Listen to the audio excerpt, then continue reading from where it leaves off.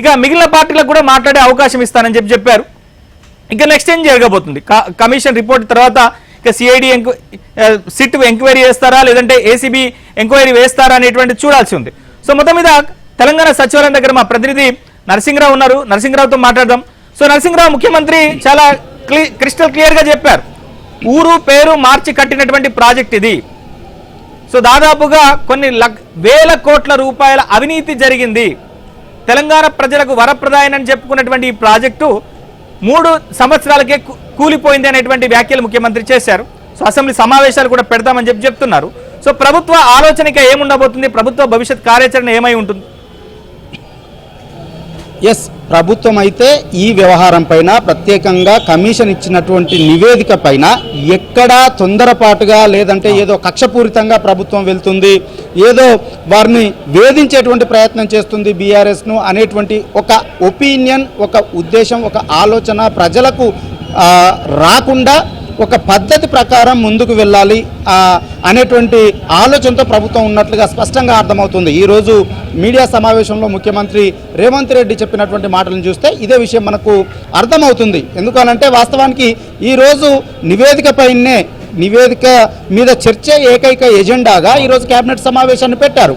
ఈ సమావేశంలో Uttam Kumar Reddy power presentation ఇచ్చాడు 60 పేజీలతో, మొత్తం 665 పేజీలతో నివేదిక ఇస్తే దాంట్లో 60 పేజీలతో ఒక పవర్ పాయింట్ ప్రజెంటేషన్ ఇచ్చాడు. అసలు అందులో ఎవరిని దోషులుగా తేల్చారు, ఎంత అవినీతి జరిగిందని చెప్పారు, ఏమేమి తప్పిదాలు జరిగాయని చెప్పారు అనేటువంటి సమగ్రమైనటువంటి వివరాలని ఈరోజు పవర్ పాయింట్ ప్రజెంటేషన్ ద్వారా ఇచ్చారు. అయితే వాస్తవానికి ఈ ప్రత్యేకంగా దీనిపైనే చర్చించడం కోసం ఏర్పాటు చేసినటువంటి కేబినెట్ సమావేశంలోనే ఇక తదుపరి చర్యల కోసము నిర్ణయం తీసుకుంటారు. ఆ నిర్ణయాలని ఈరోజు మీడియా సమావేశంలో ప్రకటిస్తారు ముఖ్యమంత్రి రేవంత్ రెడ్డి అని చెప్పి అంతా భావించారు.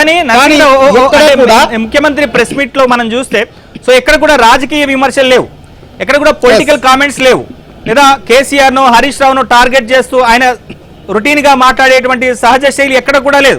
చాలా డిప్లొమాటిక్ గా సో అసెంబ్లీ సమావేశాలు పెడతాం, ఈ విచారణ నిష్పాక్షికంగా జరిగింది, ఒక రిటైర్డ్ సుప్రీంకోర్టు జడ్జి ద్వారా విచారణ జరిపాం, ఇక ప్రజా కోర్టులోనే తేల్చుకుంటాం, ప్రజల ముందే పెడతామని చెప్పేసి అని అన్నారు. సో ఆయన అసెంబ్లీ సమావేశాలు కూడా పెడతాం, అసెంబ్లీ సమావేశాల్లో దీని మీద అందరికీ కూడా మాట్లాడేందుకు అవకాశం ఇస్తామని చెప్పారు. సో ఎక్కడ కూడా పొలిటికల్ గా ఎక్కడ కూడా ఇది రాజకీయ కక్ష సాధింపు చర్యలని బీఆర్ఎస్ నేతలు పదే చెప్తున్నారు. సో ఎక్కడ కూడా అట్లాంటి దానికి సంబంధించినటువంటి ఇంప్రెషన్ పడకుండా ఆయన జాగ్రత్త పడినటువంటి పరిస్థితి ఉంది కదా. ఓకే, ఎస్, ఒకటి దీని ద్వారా ఈరోజు మాట్లాడినటువంటి మాటల ద్వారా ఒక ఇండికేషన్ అయితే స్పష్టంగా రేవంత్ రెడ్డి ముఖ్యమంత్రి ఇచ్చారు అని చెప్పొచ్చు. ఎందుకనంటే ఎక్కడ తమకు తొందరపాటు లేదు, కక్షపూరితంగా వెళ్ళాలనేటువంటి ఆలోచన లేదు.